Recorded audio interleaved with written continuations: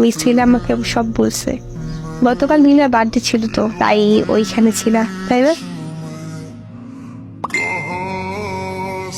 হ্যাঁ, আসলে আমি সব জানতাম, তোমার মুখে শোনার জন্য অপেক্ষা করছিলাম।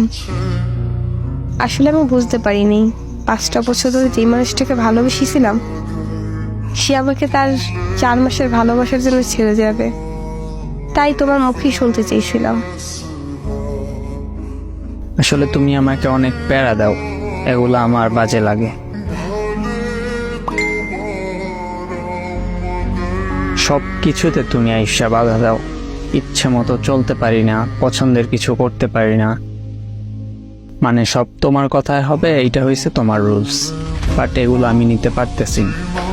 নীলার সাথে আমার ফ্রেন্ডশিপ ছিল, কিন্তু তুমি লাইফে আছো তাই এইটা অন্য সম্পর্কে যায় নাই।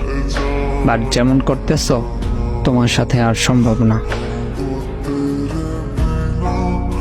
বেশি জ্বালাতন করি, তাই না? শুধু বেশি না, অনেকটা বেশি। তাহলে আমার বলতা তোমার কাছে পুরো বিরক্ত লাগে? আমি আর ওই রকম করতাম না, কিন্তু এটা করা ঠিক হয়েছে তোমার? জানি না ঠিক নাকি ভুল, তবে তোমার এই সব পেইনের জন্য আমার এইটা করতে হয়েছে। শোনো, ঝামেলা ছাড়া সম্পর্ক হয় না। সব সম্পর্কে ছোট বড় ঝামেলা আছেই, তাই বলে কি সম্পর্ক শেষ করে?